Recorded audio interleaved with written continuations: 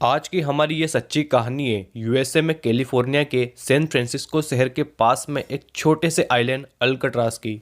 इस आइलैंड का एरिया लगभग 19 एकड़ से भी कम है और 1853 में इस आइलैंड में पहली बार एक लाइट हाउस बनाया गया। ये lighthouse western American coast पर बनने वाला पहला लाइट हाउस था। आगे चल के अमेरिकन आर्मी ने इस आइलैंड को सैन फ्रांसिस्को के कोस्टल एरियाज को प्रोटेक्ट करने के लिए यूज में ले लिया और 1907 से 1934 तक इस आइलैंड को एक मिलिट्री प्रिजन की तरह यूज किया और 1934 में यूएस डिपार्टमेंट ऑफ जस्टिस ने इस आइलैंड की प्रिजन यानी जेल को रिनोवेट करवा के इसको एक फेडरल प्रिजन बना दिया और इस जेल को खतरनाक क्रिमिनल्स और सीरियस क्राइम कमिट करने वाले लोगों को कैद करने के लिए यूज किया जाने लगा। इस जेल में अमेरिका के one of the most notorious gangster AI Capone को भी रखा गया था। ये जेल अपने समय की one of the world's most secure jail थी। इसे इतना सिक्योर बनाती थी इस जेल के चारों ओर बनी 9 फीट की दीवारें और अगर कोई इन दीवारों को पार भी कर ले तो फिर आता था पैसिफिक ओशन का गहरा और खून जमा देने वाला ठंडा पानी। अल्कट्राज जेल से 14 बार किसी ने भागने की कोशिश की और इनमें से कोई भी कामयाब नहीं हुआ सिवाय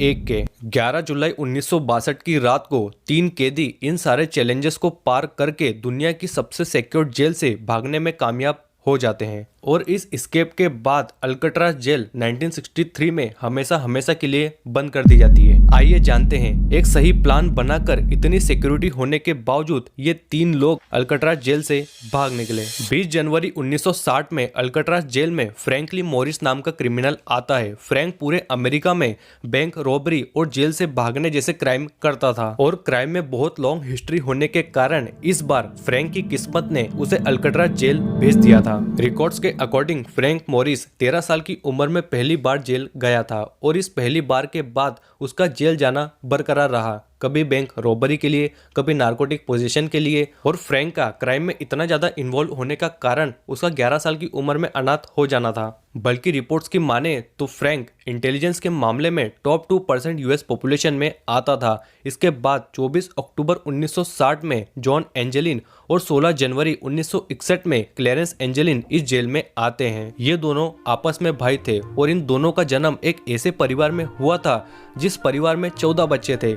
इनकी फैमिली फार्मिंग पे डिपेंडेंट थी और इन्हें कई बार एक शहर से दूसरे शहर ट्रेवल करना पड़ता था। क्लेरेंस पहली बार 14 साल की उम्र में सर्विस स्टेशन से चोरी करता हुआ पकड़ा गया था और 1950s के आते आते क्लेरेंस और जॉन अपने भाई अल्फ्रेड के साथ मिलके बड़ी बड़ी रॉबरीज करने लगे थे। ऐसे ही एक चोरी करते हुए 17 जनवरी 1958 में ये तीनों भाइयों को बैंक ऑफ कोलंबिया से अरेस्ट कर लिया जाता है।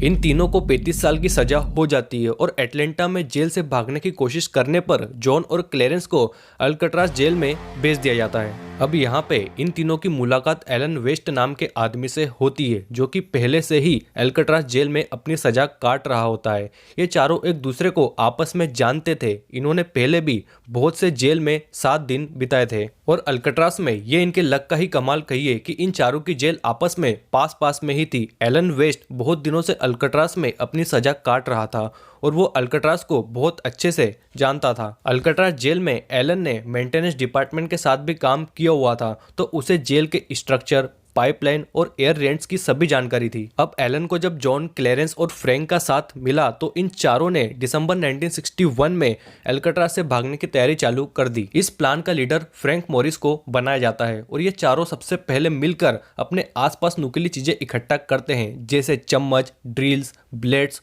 और जैसा कि आपको इस फोटो में दिख रहा है इनकी सेल्स के अंदर सिंक के नीचे वेंटिलेशन डक्ट लगी हुई थी जिस डक्ट को इन्होंने धीरे धीरे काटना शुरू कर दिया था। दरअसल इस डक्ट के पीछे एक यूटिलिटी कॉरिडोर था जहां से ये लोग पाइप की मदद से ऊपर चढ़ के सेल ब्लॉक की रूफ टॉप पे अपनी एक वर्कशॉप सेटअप करते हैं। अब किसी को इनके इस प्लान के बारे में पता ना चले इसके लिए इन्होंने कार्डबोर्ड की मदद से एयर वेंटिलेशन की फेक डक्ट को सिंक के नीचे लगा दिया था। हर रात को ये इस वेंटिलेशन डक्ट से सेल ब्लॉक के रूफ टॉप पे जाते और वहां अपने इस प्लान की तैयारी करते थे और ये लोग ये काम शिफ्ट्स में किया करते थे जिससे इनके इस काम के बारे में किसी को पता ना चले। इनको अल्कट्राज से निकलने के लिए सबसे पहली जरूरत थी एक ऐसी चीज की जो इन्हें सही सलामत पैसिफिक ओशन के पानी से बाहर निकाल दे, जिसके लिए इन लोगों ने लगभग 50 रेनकोट जमा किए और इनका इस्तेमाल इन्होंने राफ्ट बनाने के लिए किया। अब जैसे जैसे इनका प्लान आगे बढ़ता जा रहा था तो इन्हें इस बात का भी अंदाजा हुआ कि इन्हें कुछ ऐसा भी करना होगा जिससे गार्ड्स को इनके भागने का पता कम से कम सुबह तक ना चले। तो इन्होंने इसके लिए सोप और कार्डबोर्ड की मदद से एक फेक फेस बनाया और इसे बिल्कुल असली चेहरे जैसा कलर दिया, और तो और बार्बर से लिए हुए नकली बाल भी इन्होंने फेस पर लगाए जिससे इनका ये प्रॉप बिल्कुल असली लग सके।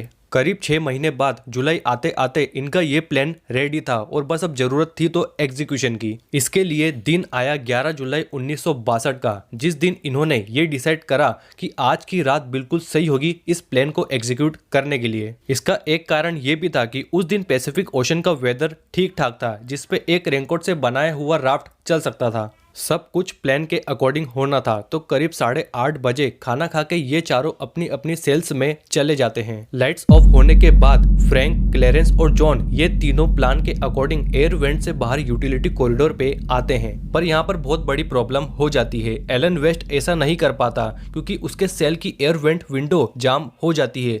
पीछे से फ्रैंक बहुत कोशिश करता है एलन को बाहर निकालने की, बट वो नाकामयाब रहता है। बहुत कोशिश करने के बाद भी जब एलन को वो लोग बाहर नहीं निकाल पाते तो वो एलन के बिना ही बाहर जाने का फैसला करते हैं। यूटिलिटी कॉरिडोर से होते हुए ये तीनों जेल के टेरिस पे निकलते हैं और वहां से अपनी राफ्ट में सीधा पैसिफिक ओशन में आजाद हो जाते हैं। अगली सुबह जब सभी कैदियों को उठाया जाता है तो ये तीनों अपनी सेल से बाहर नहीं निकलते। तब गार्ड्स चेक करने के लिए वहां पर जाते हैं तो उन्हें नकली चेहरों के अलावा वहां पर और कुछ नहीं मिलता। ये पता चलने पर जेल की पुलिस FBI के साथ मिलकर ह्यूज सर्च ऑपरेशन कंडक्ट करती है, पर किसी को कुछ नहीं मिलता। बहुत सी स्पेकुलेशन लगाई गई कि शायद वो मर गए या फिर कहीं भाग गए, बट आखिर सच क्या है आज तक वो कोई भी नहीं जान पाया। रिपोर्ट्स के अकॉर्डिंग FBI के सैन फ्रांसिस्को ऑफिस में इस एस्केप के 5 दिन बाद एक पोस्ट कार्ड आया था जिसपे लिखा हुआ था वी मेड इट। आखिरकार FBI को कुछ ना मिलने पर इस केस को 17 साल बाद 1979 में बंद कर दिया गया। US मार्शल सर्विस में आज भी ये केस ओपन है। अब भगवान जाने कि उन तीनों कैदियों को क्या हुआ, क्या सच में उन्हें आज़ादी मिली या फिर वो कहीं पैसिफिक ओशन में गुम हो गए। तो आज की हमारी ये सच्ची कहानी को यहीं पर ख़त्म करते हैं और मिलते हैं किसी और नई कहानी के साथ में।